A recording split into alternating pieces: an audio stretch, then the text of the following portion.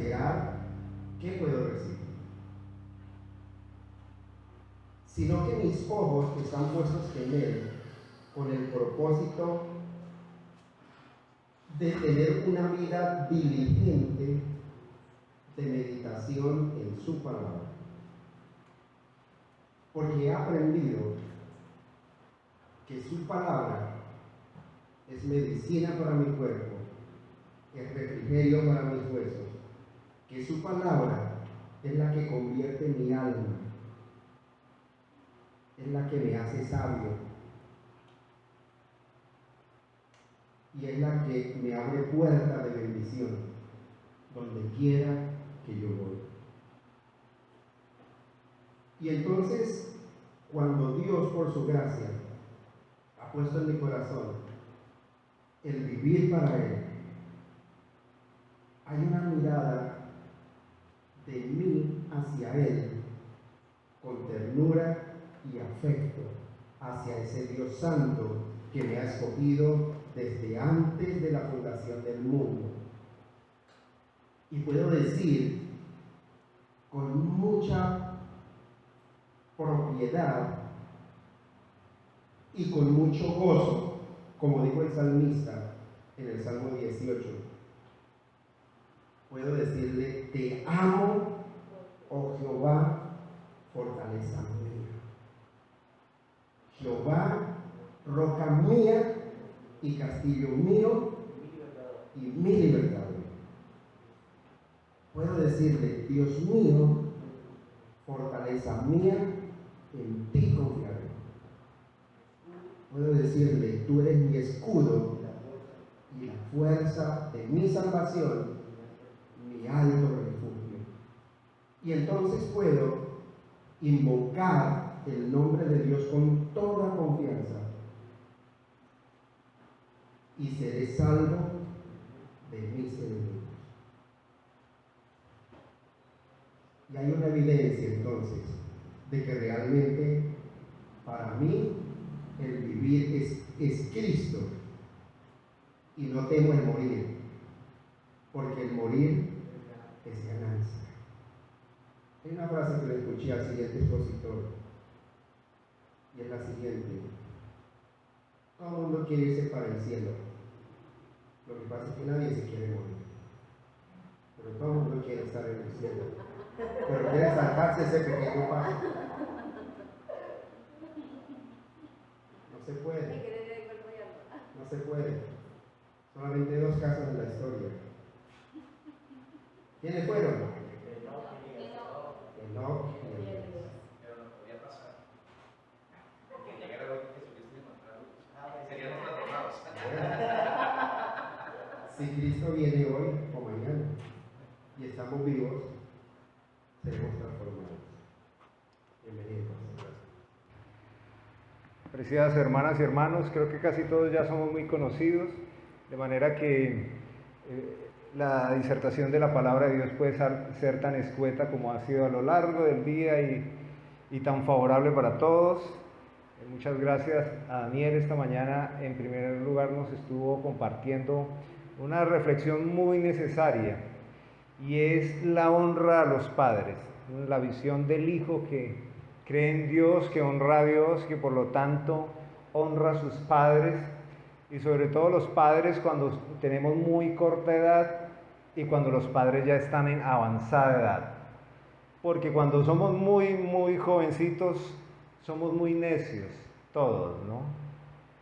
Y cuando nuestros padres ya son muy adultos, ellos tienden a ser torpes, ellos pierden su motricidad fina, es lo natural de la vida. De manera que los padres ya son abuelos de la tercera edad, tienen problemas de salud, muchas veces no razonan ni piensan como nosotros, no tienen la agilidad mental, e incurrimos en menospreciar a nuestros padres, en verlos a ellos como agentes residuales, ¿no? Y ellos merecen la debida honra. Es una analogía de nuestra relación con el Señor, nuestra relación con nuestros padres, y sobre todo en las edades más complicadas. Vamos a hablar todos, cierren sus ojos, por favor.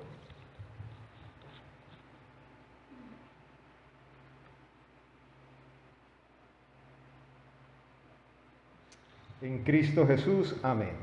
¿Sí oraron o esperaban que oraran? Amén. En este momento creo que es el último tema, y lo que busco es tratar de llamar su atención en el mismo texto y en el escritor, en Pablo. Pablo presenta su filosofía de vida, la manera como él veía su realidad. Me gusta mucho esta versión hispanoamericana, dice: porque Cristo es la razón de mi vida y la muerte, por tanto, me resulta una ganancia. Piense que esta es la manera como Pablo concebía su existencia.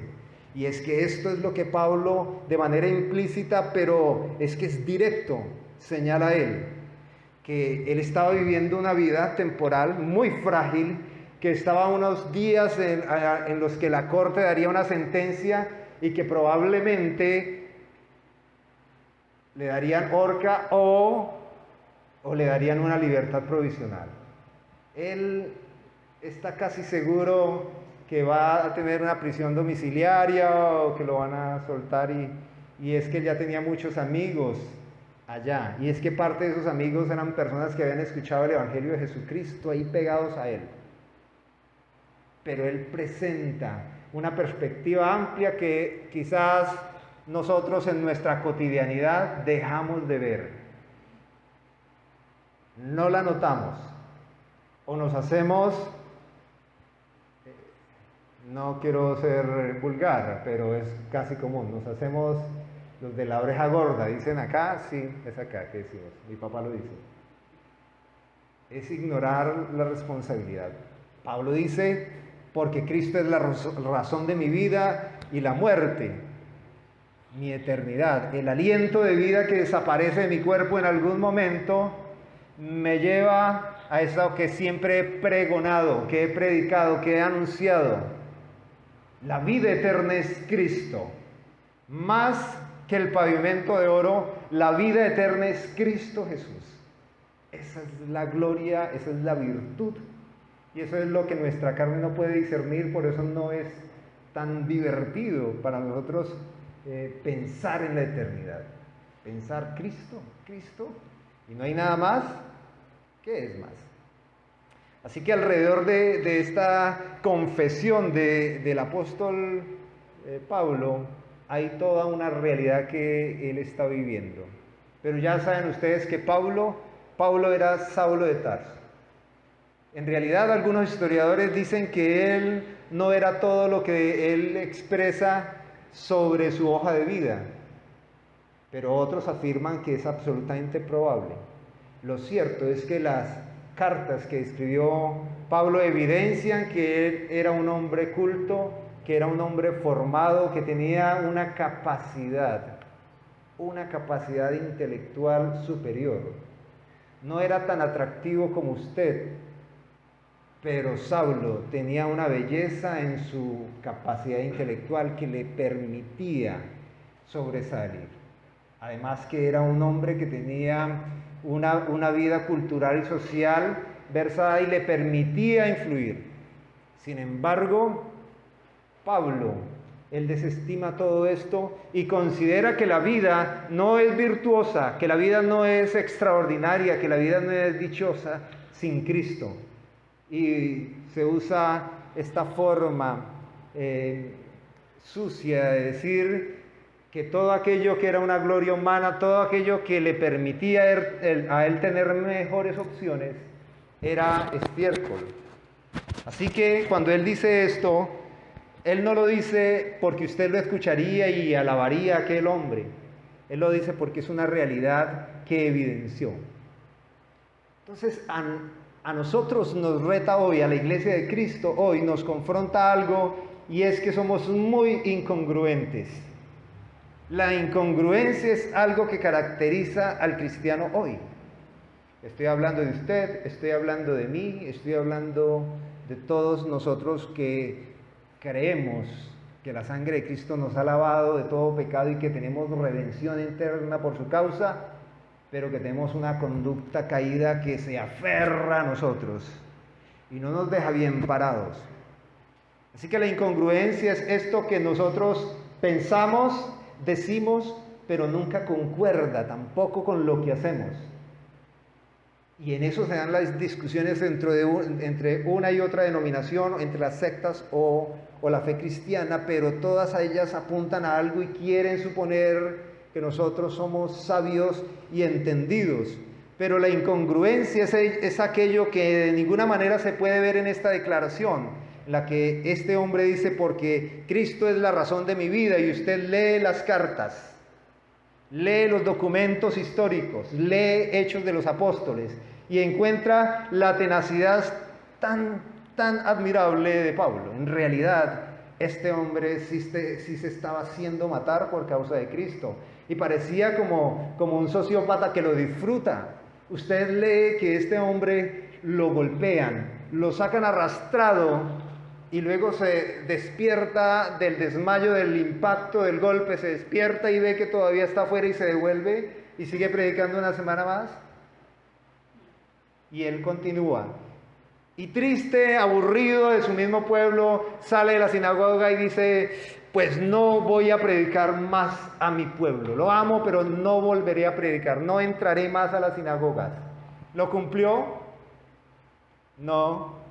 Luego va a otro lugar y sigue haciéndolo, y sigue haciéndolo, y sigue haciéndolo. En realidad, Pablo, de lo más corto que escuchamos de él en cuanto al sufrimiento, es esto que él dice aquí. Porque lo demás es vivido, y lo demás nos confronta fuertemente. Porque Cristo es la razón de mi vida, y la muerte también. También reconoce Pablo que en realidad no tenía muerte, que tenía un cambio de realidad, pero que era lo esperado, lo añorado. Estaba tan convencido que no se le puede juzgar a Pablo de un vendedor, de alguien que está tratando de convencer gente o seducirla por ideas fantasmagóricas. Es que Pablo está convencido que si muere resucita. Lo cree y dice, asevera que para él decapitarlo es ganancia. Algo que no creo que usted y yo estemos tan claramente convencidos hoy.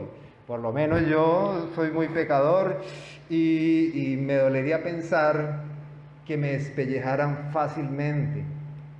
Yo creo que ninguno de ustedes está dispuesto así nomás a la muerte. Lo puede decir, pero tendríamos que verlo, ¿cierto? Así que vamos a ir a la carta a los Filipenses, ¿de acuerdo? Esta carta la han descrito como la carta del gozo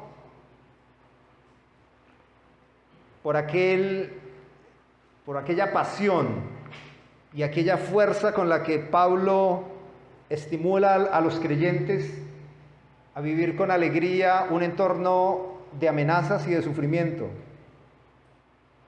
Sin embargo, para mí esta es una carta de muerte, es una carta de muerte, porque si algo les está garantizando Pablo a las hermanas y a los hermanos, a las niñas, a los niños, a los ancianos de aquella localidad, es que iban a sufrir por causa de Cristo, que probablemente lo que él estaba viviendo también les tocaría. Así que, ¿quién es Pablo? Pues Pablo no es un santo de devoción, no es alguien que nosotros hoy deberíamos ver como una categoría inmaculada, pero sí debemos ver a Pablo como él mismo se describe guiado por el Espíritu Santo. Él dice, sigan mi ejemplo, hagan las cosas como yo. ¿Quién es Pablo?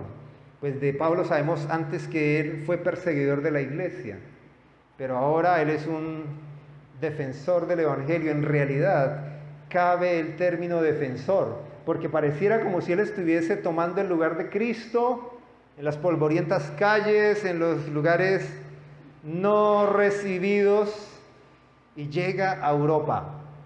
Entra a Europa y desde esa puerta abre el Evangelio a los gentiles, algo que para un judío versado era de lo más vil.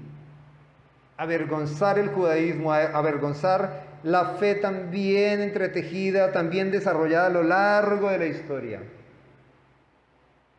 Un judío no pensaría jamás que la bendición de Dios se llevaría al gentil, al perro, aquel individuo que no cabía dentro de una fe bien resguardada no tanto por la ley de Moisés, sino por una serie de elementos culturales tan bien organizados que dejaban al pueblo de Israel como una nación orgullosa, muy bien fundamentada.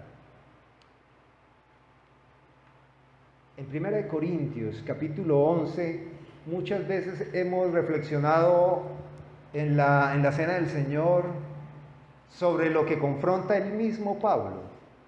Pablo confronta una realidad, y es que los hermanos no discernían el cuerpo de Cristo. ¿Recuerda? 1 Corintios capítulo 11, versículo 27 en adelante. Y él dice: yo recibí del Señor lo que hoy los entrego, que la noche que el Señor fue entregado tomó pan y lo partió, tomó vino. Pero luego dice: y cualquiera que come o bebe estos elementos sin discernir el cuerpo de Cristo, juicio come y bebe para sí. Por esa misma razón, el resultado por lo cual es que hay quienes, muchos debilitados, enfermos y otros duermen. ¿De quién está hablando Pablo? ¿De los gentiles o del pueblo de Israel espiritual? De nosotros, de la iglesia. Pablo está contándonos algo que Dios estaba haciendo. Y era que Dios no se quedaba de acuerdo con que la iglesia tuviese acciones que deshonraban el rostro de Cristo. El no discernir el cuerpo de Cristo. Así que este texto lo hemos interpretado y lo han interpretado históricamente como dos realidades, por la misma testimonio del Nuevo Testamento: el cuerpo de Cristo como Cristo mismo, su obra redentora, el reino de Dios que se ha acercado, y dos, el cuerpo de Cristo, la iglesia, cada una de las personas, de las almas que integran la novia de Cristo. Y es una exhortación examinarnos a nosotros mismos por razón de no discernir el cuerpo de Cristo, vulnerar el cuerpo de Cristo, maltratar al cuerpo de Cristo, utilizar al cuerpo de Cristo. Yo sé, hermanas y hermanos, que nuestra naturaleza caída podría ser calificada de la peor manera. Es así. Puede usted mirarse un espejo y calificar su naturaleza caída, pero no puede y no tiene licencia usted mirar al otro hermano, a la hermana, y decirle todo lo que usted cree que es su naturaleza caída. En eso no tenemos licencia, no hay razón. Y esto es solo para decir que de ahí para arriba no hay nada en lo que nosotros podamos hacer para maltratar, vulnerar al cuerpo de Cristo. Y estoy haciendo esta referencia es porque Cristo es una referencia muy elevada para Pablo, tal que Pablo considera que es una dicha, es una gloria, es una virtud morir por causa de Cristo. ¿Sí? Cuando los creyentes desconectamos nuestra fe del carácter de Jesucristo, todo lo ambiguo, lo pecaminoso, se vale. Cuando el cristiano desconecta su fe de la persona de Jesucristo, ya no queda más cristianismo. Solo queda una estructura de pensamiento moral. Jesucristo es la vida y por lo tanto, si Él no es parte de la realidad en el creyente o en la iglesia, ya no hay iglesia. Es un sistema moral. Y eso es un fenómeno que se ha dado a lo largo de la historia. Vean ustedes, hermanas y hermanos, nosotros declaramos y nos confesamos bajo parte de un credo y es solo escritura. ¿Amén? ¿Solo escritura? ¿Cree usted escritura? ¿Solo escritura? ¿O le cuento un sueño? No. ¿Le cuento un sueño? No. En ese sueño están los números de su lotería. Estoy seguro que si estuviese segura de eso, más rato usted me llamaría por aparte y me decía, pues de todos modos, cuéntemelo. Dígame los números. ¿Solo escritura o algo más? Pero hoy nos confronta algo, hermanas y hermanos, y no es eso, porque ese debe ser nuestra voluntad y nuestro deseo. En realidad, el deseo de Dios, guiado por el Espíritu Santo, pero es cómo lo que creemos, lo que pensamos, lo que decimos, esté absolutamente conectado con lo que hacemos, Es que el mundo no nos juzga por cuántos versículos podemos explicar. El mundo no nos juzga por una entrevista que podamos bien desarrollar. El mundo no nos juzga por eso. No nos juzga desde ahí. No nos juzga. Yo soy padre de familia y todos los días estudio la Biblia con Grace, Jacob y mi esposa. Lo hacemos. Todos los días lo hacemos. Lo hacemos en la mañana, lo hacemos en la noche. Todos los días. Y quiero que mis hijos tengan las mejores respuestas. Que al más pícaro, astuto, vil e inteligente ellos puedan salirle adelante. Quiero eso. Pero sé que eso no los va a librar a ellos. Lo que puede librar la vida de mis hijos es el poder de la palabra convertida en fe en ellos para creer y para poder asumir una vida absolutamente franca, absolutamente congruente con eso que han creído. Entonces, la congruencia, hermanos, es algo que nos puede afligir, nos puede retar o que lo podemos dejar a un lado. Y la congruencia es como un término técnico y a veces decimos que los términos técnicos son como palabras rebuscadas y las palabras rebuscadas son innecesarias. Hay términos que son técnicos y tienen que manejarse porque ellos explican claramente. Y cuando el término es ambiguo, quiere decir muchas cosas, ¿cierto? Así que a veces tenemos que usar los términos que son, y si no lo sabemos, pues los aprendemos. Pero congruencia, no lo olvide, hermana y hermano, porque si resume las palabras del apóstol Pablo aquí en Filipenses, está diciendo: mi vida, congruencia; mi muerte, congruencia de Dios. Mi vida terrenal, congruencia con lo que predico. Mi muerte, congruencia de Dios. ¿En qué? En que envió a su Hijo. En que su Hijo murió y que su sangre es suficiente para resucitarme. Mi vida, congruencia. Mi muerte, congruencia de Él. Así que, hermanos, nos encontramos en un momento de la vida, de la historia hermoso. Para algunos estamos a meses de la segunda venida de nuestro Señor. Para otros falta mucho. Pero la verdad es que estamos más cerca que lejos, porque en mi caso, si tengo 38 años y si Dios me permite vivir 60 años más, 60 años es muy poco. ¿Y usted cree que va a vivir más que yo? Probablemente no, no sabemos, pero en realidad la vida es tan pasajera, hermanos. Pero la vida, así tan corta como viene y se va, debe ser congruente. Y eso es lo que el mundo va a ver. Usted recuerda que el Señor Jesucristo en Mateo capítulo 3, creo que capítulo 3, versículo 30 y algo, ayúdeme a buscar, Él dice: vosotros sois la luz del mundo.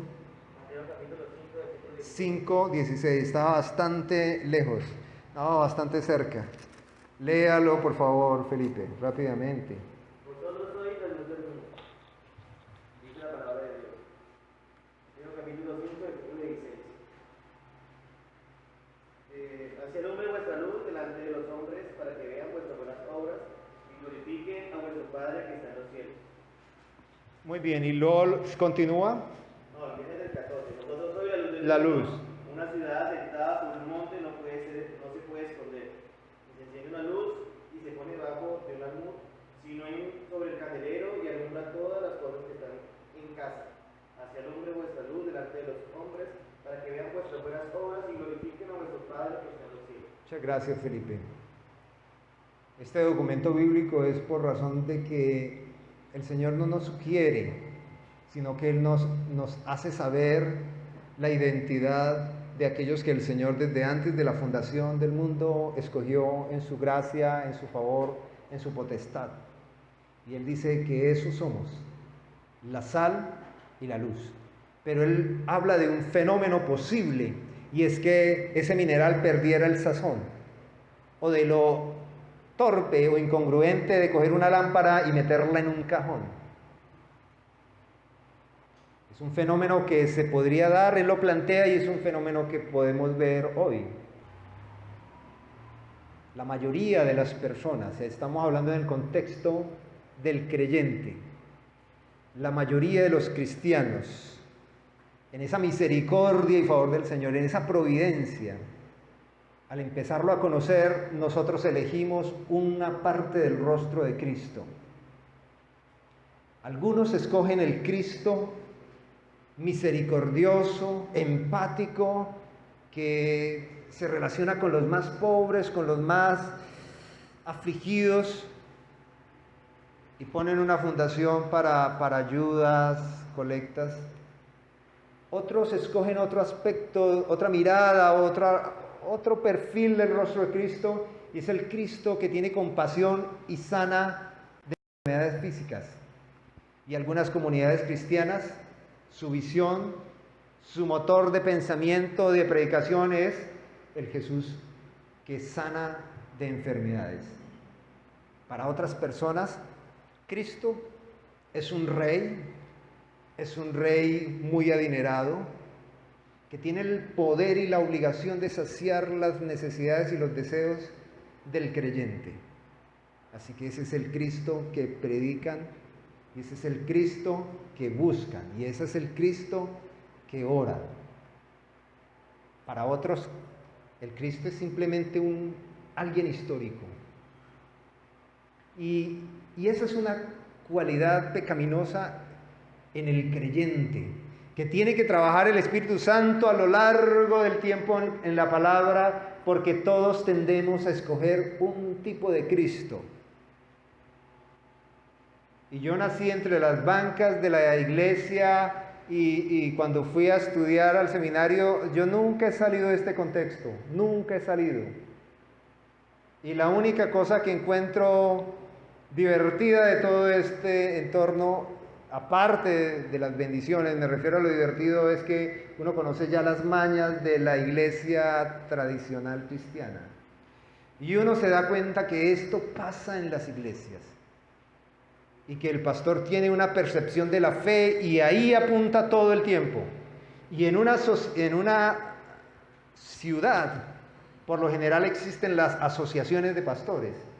Y ellos casi que tienen como esos perfiles. Esa es la iglesia de los milagros, esta es la iglesia de los ortodoxos, esta es la iglesia de los himnos, esta es la iglesia del pastor carismático, esta es la iglesia... Y ustedes saben que eso es algo que pasa, ¿no? Porque una conducta pecaminosa en nosotros es asumir un aspecto del rostro de Cristo y no mirarlo completo. Y si nosotros miramos a Cristo desde un solo ángulo, nuestra fe también va a ser desde un ángulo. Y la cualidad de la iglesia también va a ser desde ahí. Y si usted llega a ser una persona avasalladora, usted incluso va a decir que lo demás es carnal, pecaminoso. El ángulo que usted ve, ese es el de Cristo. Y por eso es tan hermoso esta carta y esta forma como Pablo expresa la vida de él como creyente, porque él une el ángulo completo del cristiano, la obra de Cristo y la responsabilidad del cristiano. El cristiano que sabe, que no tiene duda de que el Señor le ha rescatado y que ya no hay condenación para él. Pero el cristiano que sabe, que dice: si salgo bien de esta operación, de esta cirugía, si salgo de este lugar después de la predicación, si entro a este trabajo, si tengo esta familia, si pierdo esto, si gano esto, con todo y con todo, mi vida es Cristo. Mi vida es Cristo. Y como no ve a Cristo desde un solo ángulo, sino en perspectiva, en cualquier situación deja ver a Cristo. Así que nuestro reto por relación de nuestra pecaminosidad, es que nosotros vemos un pedacito de Cristo. Y sobre todo porque nos gusta una parte de Cristo y no toda la demás. Así que como la disertación se trata del vivir es Cristo y el morir ganancia desde la cotidianidad, pues quiero que recordemos todos que cotidianidad es también esto que estamos haciendo aquí. Lo cotidiano es lo usual, lo cotidiano es lo de todos los días, lo cotidiano es lo que hace parte de las rutinas de su vida hoy, mañana, tarde, noche, con las personas que hacen parte de su vida social, de su vida laboral, de su vida familiar. Así que nosotros deberíamos primero escarbar la vida de Pablo para saber si lo que él dice tiene una autoridad. Y cuando pensamos en esto, no podríamos nosotros solo considerar la vida propia de Pablo, porque ¿qué es la vida de una persona para que sea autoridad sobre la vida de un pueblo cristiano? Entonces, lo que tendríamos que escarbar es qué nos dice el documento bíblico, qué nos dice Dios a través de esa misma carta, que bien señala y acepta que este hombre, en realidad, su vida era Cristo y su muerte ganancia. Porque yo creo que aquí no hay nadie que asuma que esta carta tiene algunos textos o documentos o aseveraciones de Pablo que no son guiadas por Dios. ¿Hay alguno que tenga esa incertidumbre? ¿Creemos todos que esta carta es una carta inspirada por el Espíritu de Dios? ¿Sí? Así es bueno predicar porque no hay debate. Todo lo que uno vaya a decir, ustedes van a decir amén, y eso es muy bueno. ¿Van a decir amén a todo lo que yo les diga? Saquen a esta hermana, por favor. Usted no va a ayudar, entonces, por favor. No, hermana, noble como Berea, como los hermanos de Berea. Sí, no, sé que creemos que esta carta es una carta inspirada por Dios y traída hoy para nosotros. Así que yo he leído esta carta muchas veces y el año pasado la dimos en la congregación. ¿El año pasado, cariño, o este año? El año pasado. Y notamos seis evidencias en Pablo. La primera, un hombre no jactancioso, porque somos jactanciosos en la cotidianidad, ¿cierto? Somos jactanciosos. En segundo lugar, un hombre agradecido, y somos desagradecidos en nuestra cotidianidad. Esto es algo que describe nuestro pueblo. Nuestro pueblo es desagradecido, es desagradecido. En tercer lugar, un hombre que, hermanos, vive una oración constante de gozo y estimula a la fe cotidiana de estos sufridos hermanos a orar con gozo. Y para algunos orar con gozo puede ser orar enérgicamente, pero tiene eso y tiene otros elementos que son muy virtuosos. Otro aspecto es que vemos a un Pablo amoroso con una congregación que en realidad no la conocía mucho. Una congregación que manifestaba el amor de Cristo hacia él, que lo habían ayudado, una comunidad que él había plantado, digámoslo así, pero en un corto periodo de tiempo, y de lo cual él se quedó con un pedazo del corazón de las hermanas, de los hermanos, de los niños, de los ancianos, de esa congregación. Un hombre amoroso, pero lo que usted sabe de Saulo de Tarso no es amoroso, porque una persona que es radical, una persona que es extremista en una religión no es amoroso. Otro aspecto, otra evidencia del Pablo desde la mirada de Cristo es un Pablo sufrido y resiliente. ¿Un Pablo qué? Sufrido y en sexto lugar, Pablo, hombre disciplinado, un hombre honorable y de alta sabiduría. Entonces voy a recordar los 6 puntos para que luego los desglosemos. Todo lo vamos a hacer aquí. En primer lugar, Pablo no jactancioso. Ahí ven una parte del rostro de Cristo. Pablo agradecido. ¿Ustedes han visto en los evangelios a Cristo agradecido? Cuando han leído los evangelios, ¿han visto esa parte del rostro de Cristo? ¿Sí o no? Pablo que sabe orar con gozo, Pablo que es amoroso, Pablo que es sufrido y resiliente, y Pablo hombre disciplinado, honorable y de alta sabiduría. Sabemos aquí que estamos hablando de sabiduría que viene del cielo. Así que para cada uno de estos ítems vamos a mirar justamente ahí, porque yo creo que lo que debemos hacer en este ejercicio es no ir a otras cartas, no ir a otros documentos. Haga de cuenta que usted es la comunidad en Filipo, que por aquí está nuestra hermana Lidia. Haga de cuenta ustedes son, por aquí en algún lado está el carcelero con su familia y acaban de recibir la carta. Y ustedes saben que esa carta es inspirada por Dios. Y todo lo que diga esa carta es verdad. Entonces, como asumimos que acabamos de recibir una carta, podemos ahí encontrar la veracidad de esto. En el versículo 1 del capítulo 1 dice: Pablo y Timoteo, siervos de Jesucristo. ¿A quién? A todos los santos en Cristo Jesús que están en Filipos con los obispos y diáconos. Algunos estudiosos dicen que Pablo aquí no presenta su apostolado porque la iglesia lo reconocía, lo aceptaba. Y está bien pensarlo.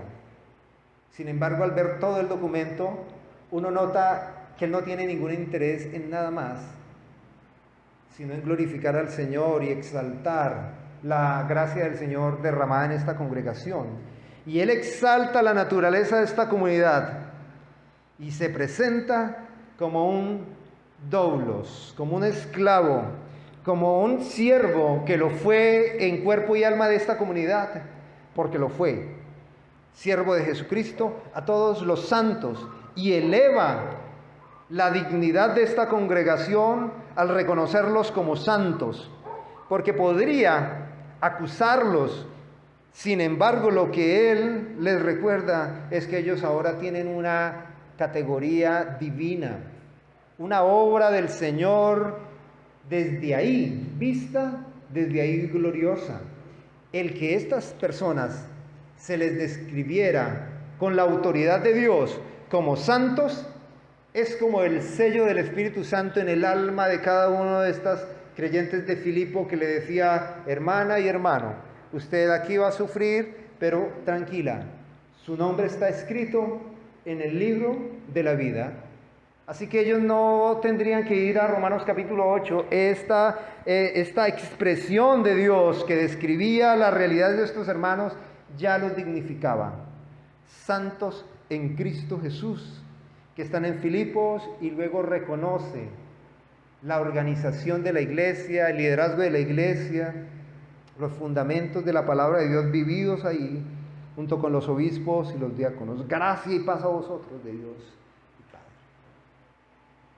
Y no vemos jactancia en él, porque él es quien plantó, otro cosechó, pero siempre el crecimiento en la iglesia de Filipo lo dio Dios. Amén.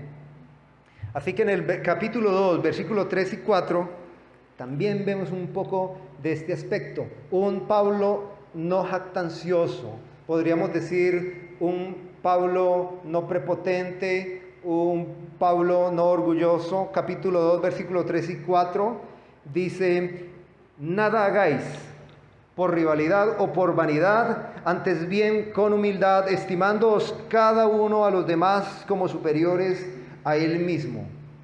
No busquéis vuestro propio provecho, sino el de los demás. Así que aquí no estamos viendo que Pablo esté diciendo: no lo hago. Él está estimulando a los hermanos y decirles: no lo hagan, no incurran en la falsedad, hermanos, no dañen su identidad comunitaria afectándose en ustedes, no hagan nada por rivalidad ni por vanidad, antes bien con humildad, estimándoos cada uno a los demás superiores a Él mismo. Este texto es muy importante porque a pesar de que es un consejo, es un comunicado de Pablo, es algo que ellos pudieron ver en Pablo. Ellos lo podían aceptar. Y en el capítulo 3, versículo 4 al 8, dice: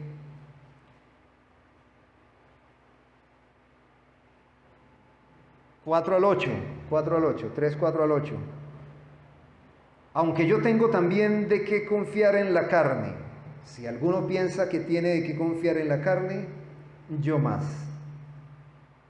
Circuncidado al 8º día, del linaje de Israel, de la tribu de Benjamín, hebreo de hebreos, en cuanto a la ley y fariseo, en cuanto a celo perseguidor de la iglesia, en cuanto a justicia que se basa en la ley, irreprochable. Pero cuantas cosas eran para mí ganancias, las he estimulado como pérdida por amor de Cristo. Y ciertamente aún estimo todas las cosas como pérdida por la excelencia del conocimiento de Cristo Jesús, mi Señor.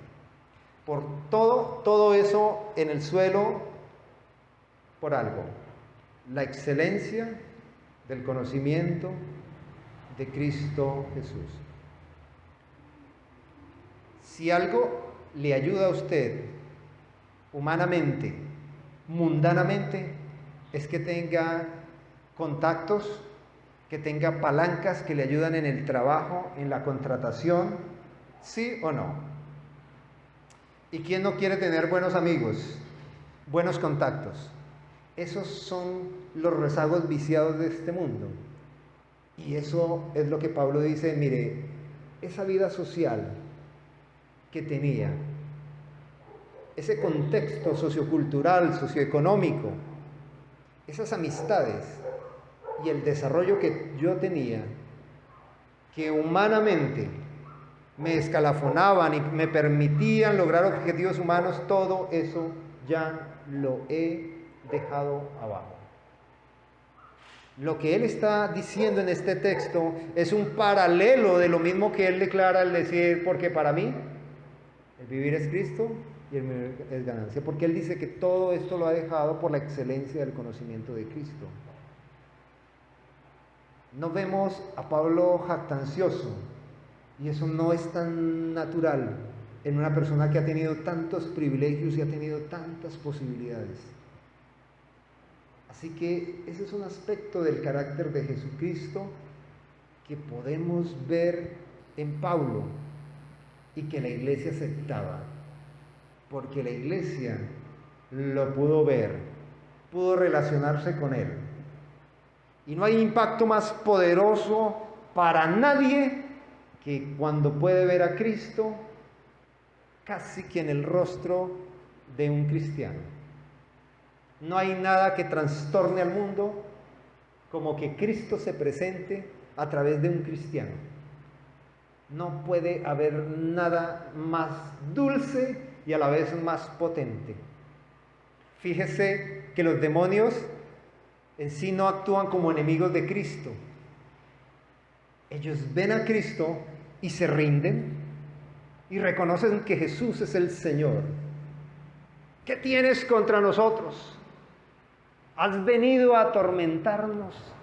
Por favor. Y se rinden. Y a mí me parece que es más pecador un ser humano que un demonio. Y quiero que no tomen con toda severidad lo que estoy diciendo. Pero lo que estoy diciendo es que los seres humanos no necesitan un demonio al lado para actuar terriblemente mal. Los seres humanos somos absolutamente pecadores y viles. Sin que tenga un demonio ni una posesión, un ser humano es terriblemente pecaminoso. Y los demonios veían a Cristo y se sujetaban y se arrodillaban y se rendían. Y un impío, muerto en sus delitos y pecados, escucha el Evangelio, pasa por aquí o vive por ahí al lado y puede intentar sabotear la predicación del Evangelio, lo que no lo haría un demonio. A eso hago referencia.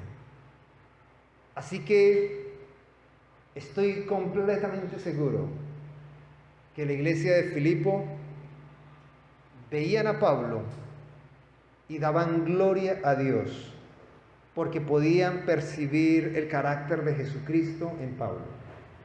Y no encontramos que la gente le rinda culto a Pablo. No encontramos que Pablo pida culto de la gente. Y ni esta carta hay un comunicado donde diga yo Cristo o dice el Señor. No hay una parte documentada donde aparezca Dios mismo haciendo una aseveración, sino que Pablo habla de su cotidianidad en la cárcel, fuera de la cárcel y de la cotidianidad de estos hermanos, y como referencia pone a Cristo. Y Cristo aquí en el capítulo 2, versículo 15, cuando dice: haya pues en vosotros este sentir que hubo también en Cristo Jesús, el cual siendo en forma de Dios no estimó el ser igual a Dios como cosa a que aferrarse, sino que se despojó a sí mismo, tomó la forma de siervo y se hizo semejante a los hombres. ¿Esto qué nos dice? Nos habla de un Cristo humilde. No nos habla de la jactancia de Dios encarnado. Y Pablo finalmente presenta la referencia de Cristo mismo. Y vemos esa parte del rostro de Cristo en Pablo. En segundo lugar, vemos el carácter de Cristo que es agradecido. Capítulo 1, versículo 3, hermano Alonso. La palabra es para todos. Doy gracias a Dios cada vez que me acuerdo de ustedes. Ajá, ¿y qué más dice? Versículo 4. Sí. Siempre oro con alegría por todos ustedes. Me alegro mucho de que me hayan ayudado siempre que he anunciado la buena noticia de salvación desde el momento en que comenzaron a creer hasta ahora. Amén, muchas gracias. Ven ustedes, no necesitamos mucho recurso para notar que Pablo está expresando gratitud, gozo y estimula a los hermanos. Es que este hombre siente un orgullo del bueno por estos hermanos de Filipo, de la iglesia de los filipenses. Capítulo 1, versículo 12 dice: quiero pues que sepáis, hermanos, que las cosas que me han sucedido han contribuido más bien al progreso del Evangelio, de tal manera que todo el pretorio y entre todos los demás se ha hecho evidente que estoy preso por causa de Cristo. Y aquí vemos gratitud. ¿Leyó la palabra gratitud? Ahí no dice estoy agradecido, pero todo el contenido él está diciendo: hermano, esto es bueno. Esto satisface el reino de los cielos, porque mi tragedia resulta para bien del Evangelio y eso es lo que yo quiero hacer. Así que el documento implícitamente nos muestra el gozo y la alegría de Pablo al contar su persecución, sus padecimientos. Y es como un chisme bien bonito que les dice: quiero que sepan esto, hermanos. ¿Cómo les parece? Le salió mal al diablo. Estoy contento porque esto que parecía ser malo para mí resultó en lo que es nuestro propósito.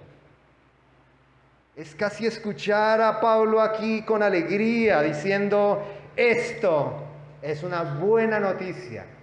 Es una buena noticia. Y también en el capítulo 1, versículo 13,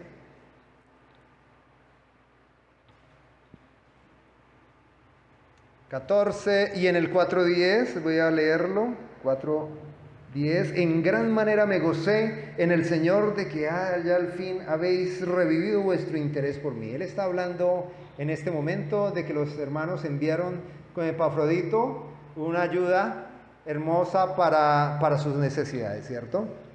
Pero él continúa en esta conversación con los hermanos expresando la manera como él percibía todo lo que estaba sucediendo en él, en la cárcel, lo que estaba sucediendo con los hermanos de Filipo. Y en la obra del Señor en medio de todos ellos, en gran manera me gocé. ¿Cuándo? Pues cuando llega Epafrodito con la caja o con el morral, o cuando llega Epafrodito con un comunicado de la iglesia. Y cada aporte, cada ayuda que ellos llevaron era como un letrero que decía: hermano Pablo, estamos con usted. No lo hemos olvidado. Siga adelante. Desde aquí oramos por usted. Por eso él dice: en gran manera me gocé en el Señor de que ya al fin hayas revivido vuestro interés por mí. Ciertamente lo tenías. Es poético aquí el hombre, dice, pero ciertamente lo tenías, pero os faltaba la oportunidad para manifestarlo. Y él empieza a agradecer a los hermanos en ese sentido, en que los hermanos percibieron lo vulnerable, lo necesitado, lo sufrido y lo asistieron allí. Entonces vemos a un Pablo agradecido por la obra del Señor en sus sufrimientos. Pablo agradecido porque el Evangelio de Dios corría, no se detenía. Pablo agradecido porque la iglesia estaba conectada con él.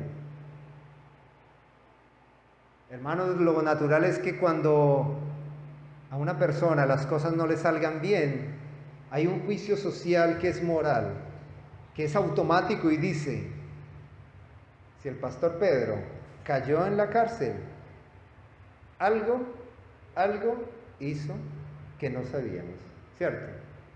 Hay un juicio moral que siempre es inmediato en todos, y es asumir. Y eso nos da una licencia ¿para qué? Para decir: pues ya no lo ayudo, lo iba a ayudar, pero Dios le sacó a la luz y no sabemos qué es. Pero si le está pasando esto, es porque este hombre algo nos escondía. ¿Eso es de nosotros? Es una conducta muy astuta, porque es una conducta que nos permite denigrar del otro y también justificar nuestra mezquindad, pero toda nuestra pecaminosidad. No es lo que sucede con estos hermanos. Ellos reconocen la obra del Señor, tiene que ser guiada por el Espíritu Santo, porque ellos no están cerca. Y son usados por Dios. Así que también vemos otro aspecto del carácter de Cristo en Pablo, porque aquí no estamos glorificando a Pablo. Pablo es una vasija de barro en las manos del Señor. Pero de Pablo tenemos un hombre del cual puede decir: sean como yo de Cristo. ¿Cómo alguien puede decir esto? No es jactancioso, es agradecido y es un hombre que ora con gozo y que estimula a esa manera de orar. Si usted viene de la tradición católica, su oración no es de gozo. De hecho, no es oración. Si usted viene de una comunidad cristiana, donde se ve el rostro de Cristo como un Cristo que multiplica el pan y los peces, que convierte el agua en vino, y ese es Cristo, su oración puede tener dos sentidos. Uno, de plegaria por una necesidad, y dos, de ira por la insatisfacción de un Cristo que no responde a su acomodo. Si la manera como usted ve a Cristo, el ángulo de donde ve a Cristo, es el Cristo que hace milagros, ¿qué va a pasar cuando un familiar fallece y no respondió a las vigilias, no respondió a los ayunos, a los llantos desmedidos por la sanidad? Así que lo que vemos es una oración que caracterizaba al Señor Jesucristo. Aún la oración de Jesús en el Getsemaní, una oración de dolor, usted la lee y es una oración de gozo. Es una oración que expresa: todo está bajo control. Porque Él redondea diciéndole: Señor, pero no se haga mi voluntad sino la tuya. Y lo que Él está aseverando con esto es: Señor, todo lo que tú haces va a estar bien para mí, y para tu pueblo. Capítulo 1, versículo 4, Pastor Pedro, rápidamente, capítulo 1, versículo 4. Siempre en todas mis oraciones, rogando con gozo por todos vosotros. Y versículo 9, y esto pido en oración, que vuestro amor abunde aún más y más en conocimiento y en toda comprensión. Otro momento de oración y su foco, que estos hermanos, ¿sí?, abundaran más y más en el conocimiento y comprensión. Y en el versículo 11, ¿alguien quiere leerlo del capítulo 1? Por el poder de Jesucristo, ustedes dará una cosecha abundante de actos justos para honra y alabanza a Dios. Y en esta declaración del capítulo 4, versículo 6, él dice, por nada estéis angustiados, sino sean conocidas vuestras peticiones delante de Dios, en toda oración con ruego, con acción de gracias, y la paz de Dios, que sobrepasa todo entendimiento, guardará vuestros corazones y vuestros pensamientos en Cristo Jesús. El versículo 7 es el resultado de una oración bien enfocada, bien dirigida. Él está diciendo, hermanos, no vayan a caer en la tentación de la angustia, de la aflicción, del desaliento. Por nada estéis angustiados, sino oren. Sean conocidas vuestras peticiones delante de Dios en toda oración y ruego, pero ¿cómo? Con acción de gracias. ¿Cómo puede el cristiano tener una constante oración con acción de gracias? Es ese cristiano que puede sentir las palabras de Cristo en Getsemaní cuando dice, pero no se haga mi voluntad sino la tuya. ¿No le ha pasado que usted podría orar al Señor y presentar toda su lista de deseos, pero al final usted no quisiera decir, pero hágase tu voluntad y no la mía? ¿Quisiera finalizar así la oración? No quisiéramos, porque usted tiene un deseo profundo de que Dios escuche su oración, de que Dios cumpla, de que Dios le dé eso que usted está pidiendo, pero el riesgo es que no sea la voluntad de Dios, pero es que usted quiere que el Señor le sacie en eso que ha pedido. ¿Nota que no es algo que carnalmente deseamos? Si podemos entender la soberanía gloriosa, perfecta y bondadosa del Señor, nuestra oración estará libre de angustia. Será una oración con gozo. Pero eso se descarga al mirar a Cristo. Y mirando a Cristo, estar convencidos de que Él es Señor, Él es Kyrios. Así que todo está bien. Gracias, Señor. Te presento mis peticiones y estoy tan satisfecho al presentárselas porque sé que darás resolución apropiada. Cual sea la que des, es la mejor. Pablo, un hombre amoroso, y vemos muchas expresiones de amor de Pablo a esta comunidad. Capítulo 1, versículo 3. Rápidamente, ¿alguien?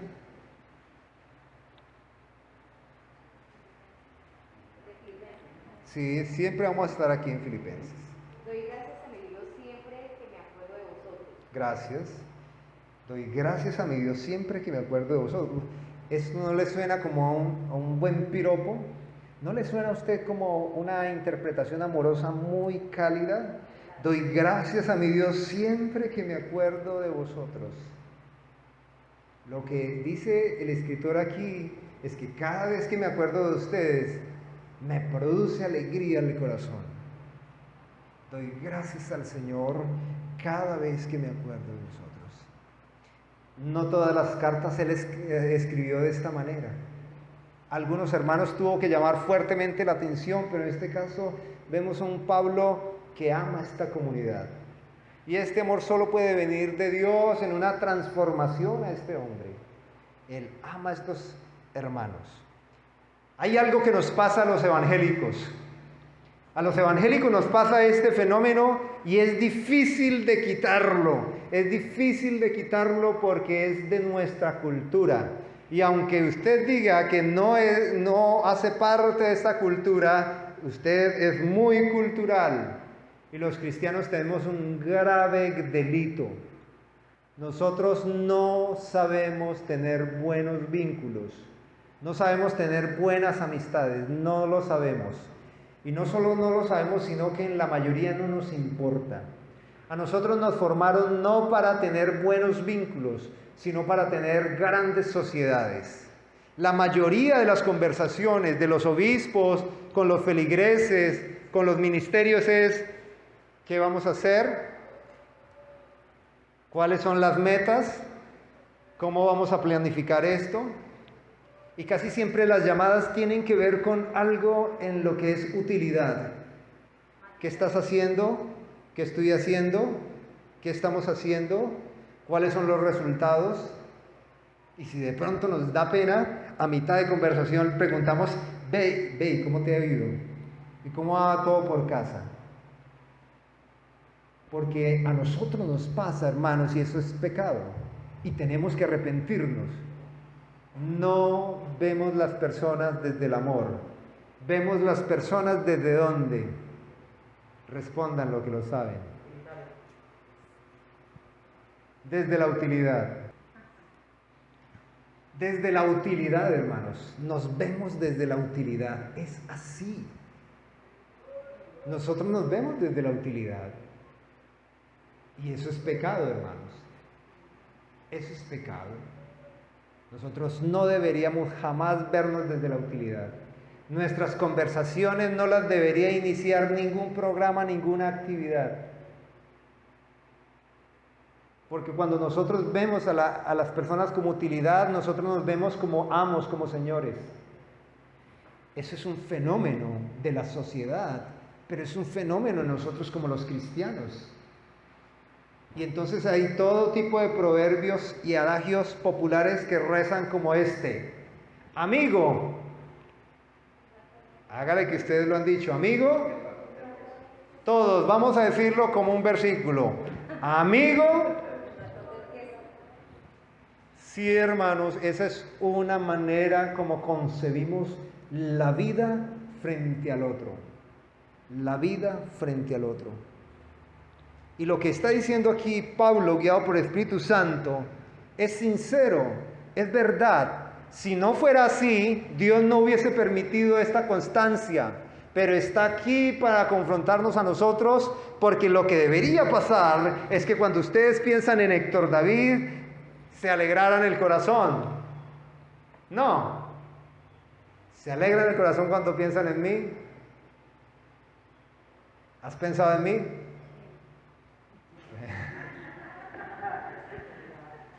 Allá está mi esposa, que ve todo.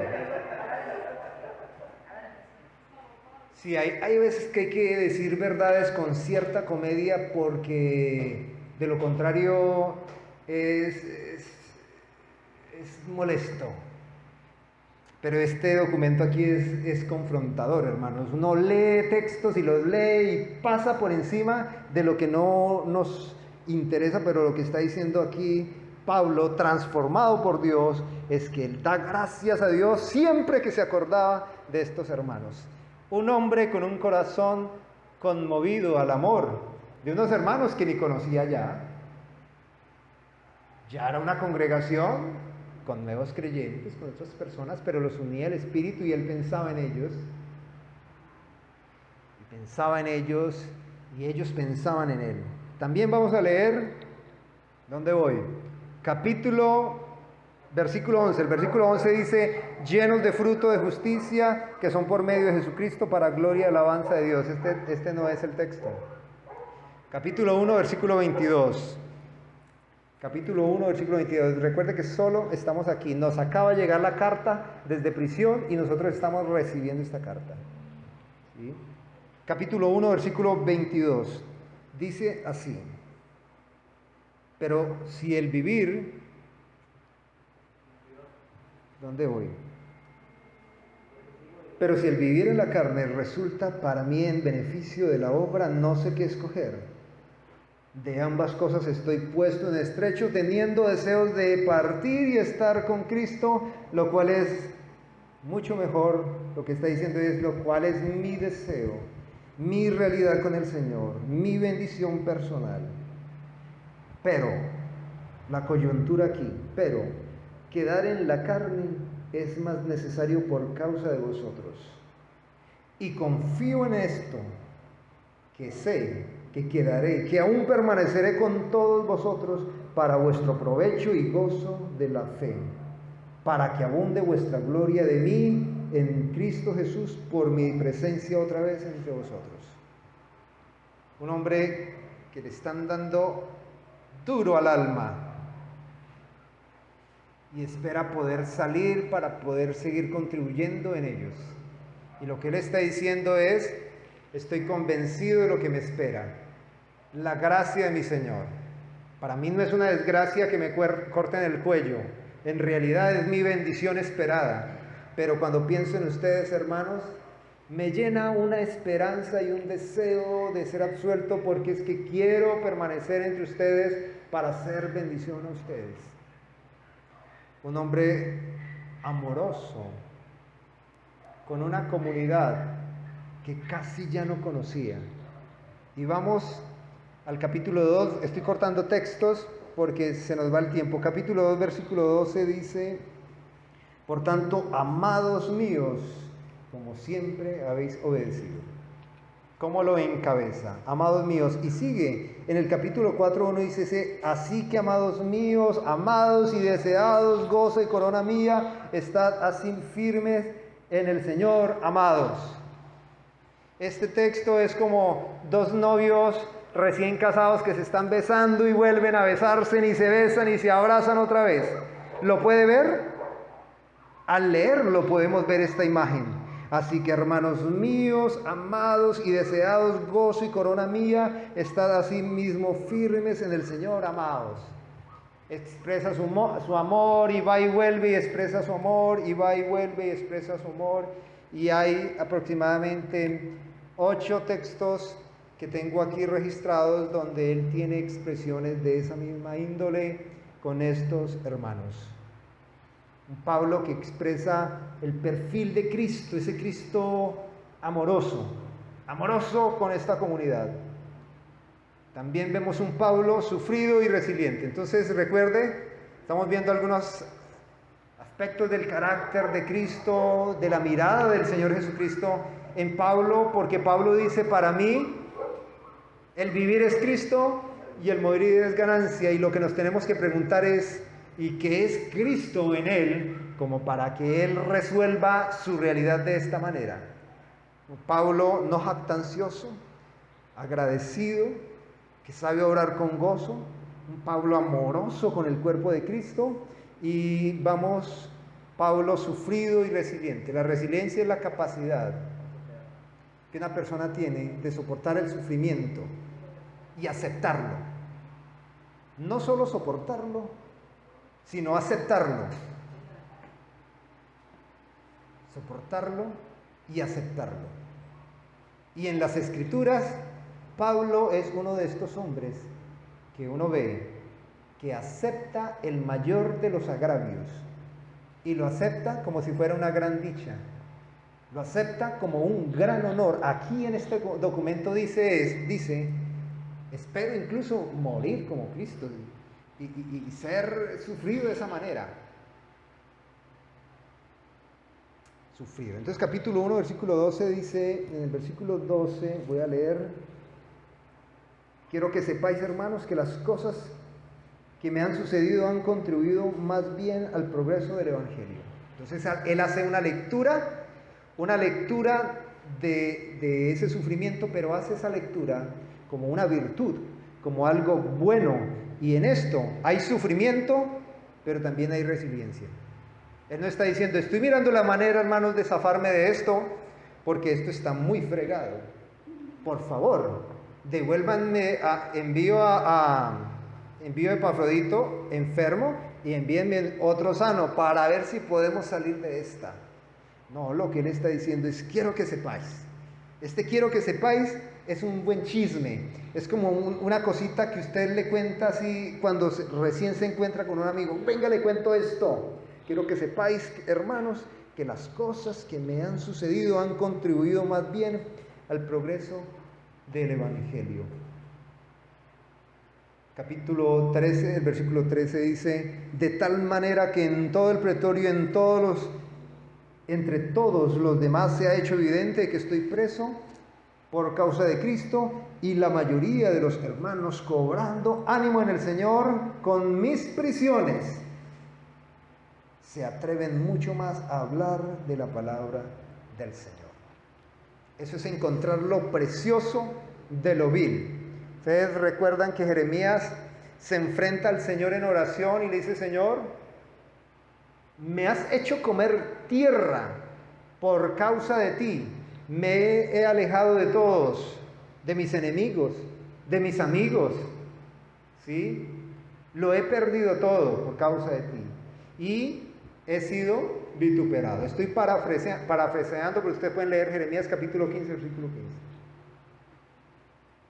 Y el Señor le dice a Jeremías, Jeremías, arrepiéntete, arrepiéntete. Estás teniendo una percepción equivocada de lo que estoy haciendo a través de tu vida. Arrepiéntete y serás como mi boca. No es lo que vemos en este caso. En Pablo, Pablo hace una lectura apropiada de lo que está sucediendo y por lo tanto él puede sentir contentamiento, sufrido y resiliente.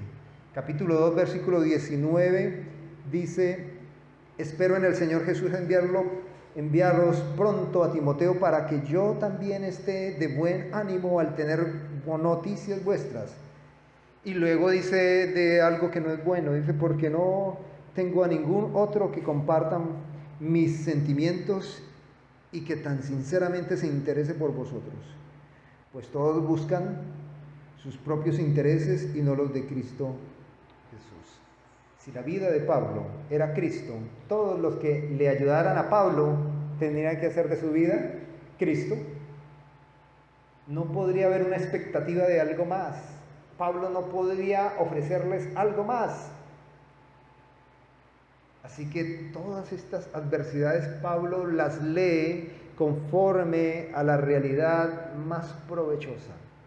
Y eso se llama resiliencia. Es un concepto técnico, psicológico de la actualidad, pero no es ambiguo, porque en realidad mucho de esto son conceptos escriturales que el hombre no le da la gloria a Dios, entonces le da una connotación de sabiduría humana.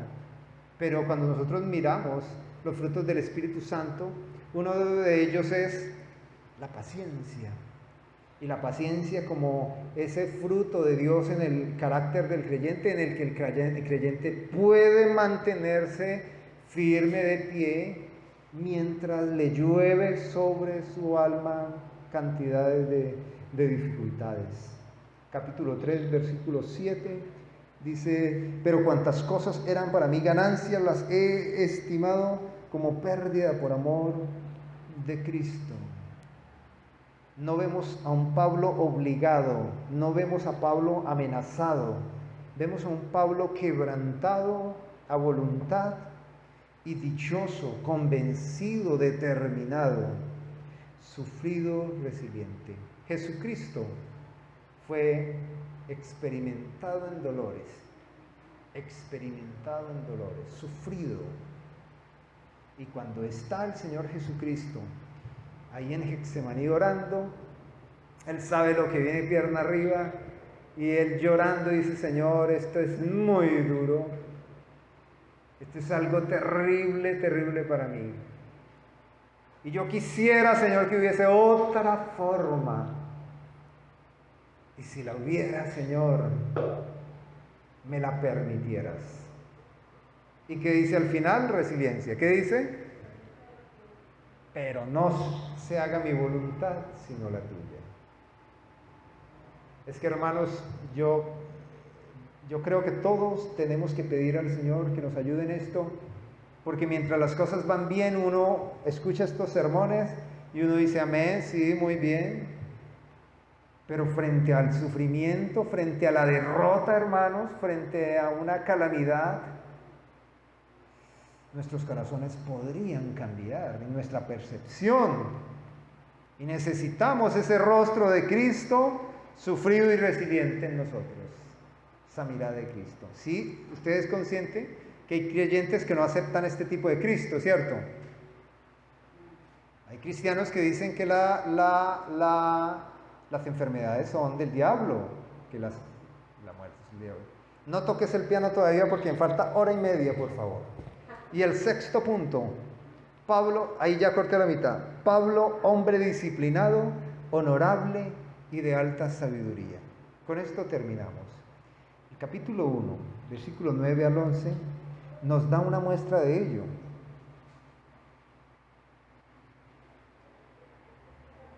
Y esto pido en oración, que vuestro amor abunde aún más y más en conocimiento y en toda comprensión, para que aprobéis lo mejor, a fin de que seáis sinceros e irreprochables para el día de Cristo, como llenos de fruto de justicia, que son por medio de Jesucristo, para gloria de Dios. Y voy a correr más rápido. Regocijaos en el Señor siempre. Otra vez digo regocijaos. Vuestra gentileza, hermanos, sea conocida de todos los hombres. El Señor está cerca. Y luego dice en el versículo 8, por lo demás, hermanos, todo lo que es verdadero, todo lo honesto, todo lo justo, todo lo puro, todo lo amable, todo lo que es de buen nombre, si hay virtud alguna, si algo digno de alabanza, en esto pensad. Y hay mucho más de esto en el documento que es Filipenses. Y lo que he tratado de buscar es que en esta sola carta, que estos hermanos leerían sin tener cartas paralelas ahí, ellos podrían recibir un mensaje de Dios a través de un hombre que humanamente estaba en desventaja, pero que era un hombre que entendía la vida del creyente, entendía la vida del cristiano. Y Pablo, de una manera amorosa, abraza a los hermanos, pero también llama la atención a que los hermanos no podían ser incongruentes, no podían incurrir en esto, no lo podían hacer, porque más allá de que el impío los pudiese señalar por incongruentes, es el hecho de Cristo. Cristo en el creyente que deambulaba.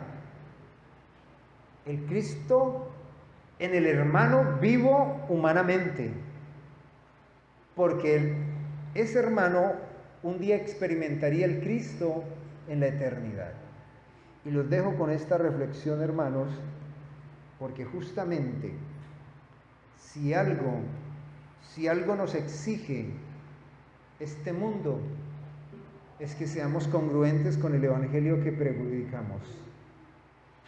Y si la sal pierde su sabor, ¿con qué será sazonado? Hermana, usted, si es de Cristo, usted no va a ver el infierno. Si usted no es de Cristo, hermano, si usted no es de Cristo, usted no va a ver la luz del Señor y no va a ver a Cristo. Pero si es de Cristo, va a ver a Cristo. Pero puede no ser luz, puede no ser sal en esta tierra. Es que un cristiano no pierde la salvación, pero un cristiano sí puede ser un tropiezo. Y creo que la congruencia es un aspecto de la predicación de todo creyente. Y si el creyente no predica desde sus acciones, debería no predicar desde la voz. Y como todos nosotros pecamos en esto, nos debemos animar unos a otros en amor, que si Dios nos da este resto de tarde, por favor, este resto de tarde, seamos lo más congruentes con lo que hemos aprendido del carácter de Cristo. Y dejémosle a mañana el afán. Si Dios nos da mañana, mañana tendríamos que reaccionar congruentemente, pero por hoy, lo que hoy Dios nos da. Y creo que en esa medida podemos nosotros decir con plena certidumbre: para mí el vivir es Cristo y el morir lo más deseado. Póngase en pie, por favor. Felipe, puedes entonces sí tocar la canción y vamos orando. Señor, te damos gracias porque es el Evangelio el que produce en nosotros fe, y esa fe de tu palabra que confronta un corazón carnal viciado nos permite, Señor, ser transformados, y en esta tarde te damos gracias. Perdónanos, Señor, porque no es tan fácil que podamos decir aquí con certidumbre: para mí el vivir es Cristo y el morir es ganancia. Pero el poder de tu palabra en lo profundo de nuestro corazón puede deshacer lo miserable de nuestra barbarie y permitirnos, Señor, reaccionar en arrepentimiento. Invocamos, Señor, tu nombre y rogamos, Señor, que tengas de nosotros misericordia y que nos permitas, como Pablo, nosotros poder sentir en lo profundo del corazón que estamos listos para verte o para vivir un día más siendo la representación de Jesucristo en medio de una generación maligna y perversa. Gracias y gloria sea a ti, Padre, en Cristo Jesús, nuestro Señor. Amén.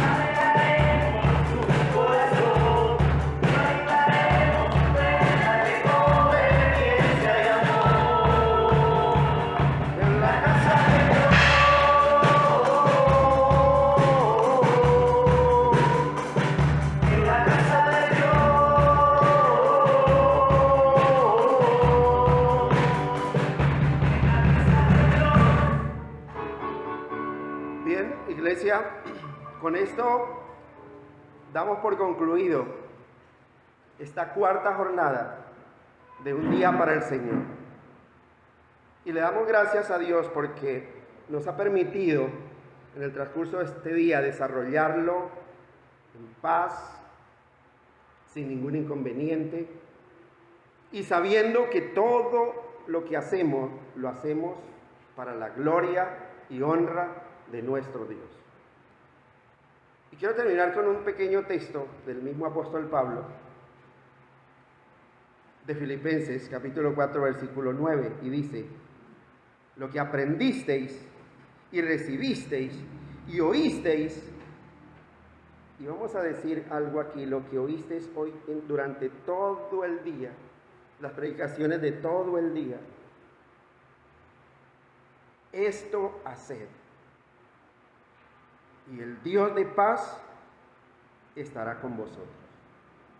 Que Dios los continúe bendiciendo grandemente. Qué bueno que la predicación de hoy no termine aquí, sino que sea el punto de inicio para la practicidad del Evangelio de Cristo.